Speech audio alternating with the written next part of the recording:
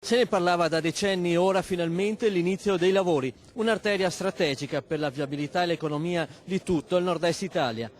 La superstrada pedemontana collegherà la provincia di Vicenza a quella di Treviso, da Montecchio a Spresiano. Un tragitto lungo quasi 95 km, 36 i comuni attraversati. Si cercherà di ridurre al minimo l'impatto ambientale, quasi metà del tracciato e sarà in trincea, quindi semi-interrato, 14 i chilometri di galleria. Merci più rapide, l'Europa più vicina, ne è convinto il governatore del Veneto Luca Zaia, che qui vediamo al momento della benedizione del cantiere. Riuscirete a essere rispettosi del territorio? Ma noi l'abbiamo voluto fare fin dall'inizio, per il dissesto idrogeologico, per l'impatto ambientale. Questa è un'autostrada che rispetta i parametri di Kyoto, che ha delle alberature, ha dei boschetti, ha gli attraversamenti per la selvaggina.